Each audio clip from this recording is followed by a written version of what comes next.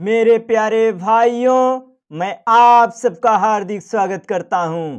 आप सब भारत के भावी भविष्य हैं, हिंदुस्तान का सपना है।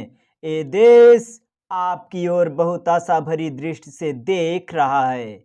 इसे आप फिर से गौरवमयी स्वर्ण भूमि बना सकते हैं। धर्म मनुष्य के आचरण की वस्तु है। मंदिर, मस्जिद, गुरुद्वारा और चर्च भी हमको प्यारा है, लेकिन ये भी सच है, इससे बढ़कर देश हमारा है। जब तक हमारा एक धर्म ग्रंथ रहा वेद, हमारा एक मंत्र रहा गायत्री, तब तक हम में एकता रही और तब तक सारा संसार न केवल हमारे ज्ञान का अपितु हमारी तलवार का भी लोहा मानता रहा।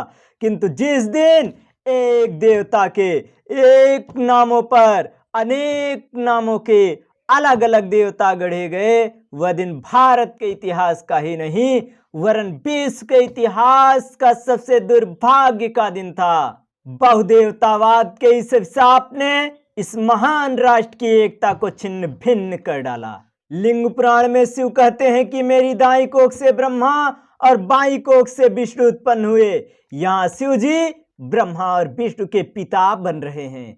आगे इसी पुराण में कहा गया है कि प्रातः काल शिव के दर्शन करने से रात्रि में किए पाप नष्ट हो जाते हैं, दोपहर में दर्शन करने से जीवन भर के पाप समाप्त हो जाते हैं और सायंकाल दर्शन करने से 7 जन्मों के पाप नष्ट हो जाते हैं। रही सही कसर मिथ्या महात्म्यों और कलयुग केवल नाम आधारा की मान्यता ने पूरी कर दी। कैसा भी पाप करो, पहले तो कलयुग के मत्थे मरकर ही छुट्टी, फिर यमदूती के दिन यमुना में नहा लो, सारे गुनाह माफ। दशहरे के दिन नीलकंठ के दर्शन से 21 पीढ़ियां तर जाएंगी। गंगा में नहाने, गंगा जल स्पर्श करने का तो अपार पुण्य है ही, पर 400 कोस या 800 मील दूर से भी गंगा गंगा कहने से सारे पाप नष्ट हो जाते हैं।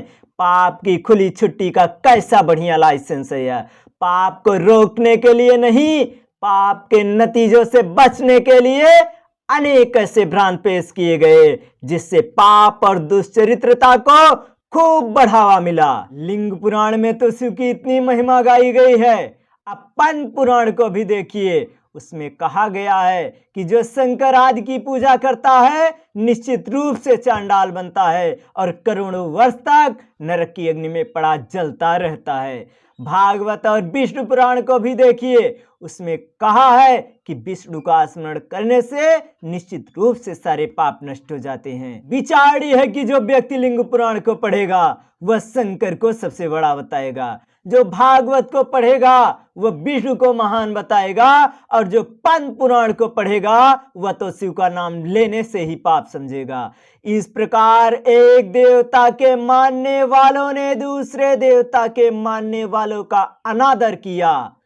परिणाम स्वरूप हमारा यह गौरवशाली देश आपसी द्वेष की भट्टी में धधकने लगा। सनातन धर्म आदि देश भारत में कुरीतियां यहां तक पनपी कि आक्रांताओं के आक्रमण के समय उनका धर्म आक्रांताओं के हाथ का एक ग्रास चावल खाने, 2 घूंट पानी पीने से नष्ट होने लगा।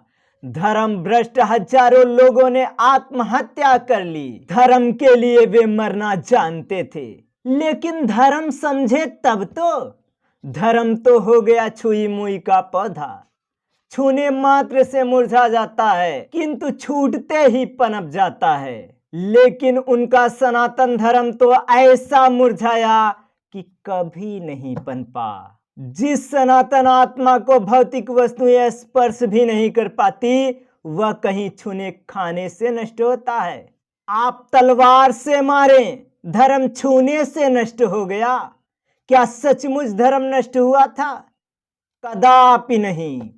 धर्म के नाम पर कोई कुरीति पल रही थी, वह नष्ट हुई। अगर मैं झूठ बोलूंगा तो गैरत मार डालेगी, अगर मैं सच बोलूंगा तो हुकूमत मार डालेगी। बहुत सोच समझ कर रहना मेरे भाइयों, वरना हमें आपस में लड़ाकर इस सियासत मार डालेगी।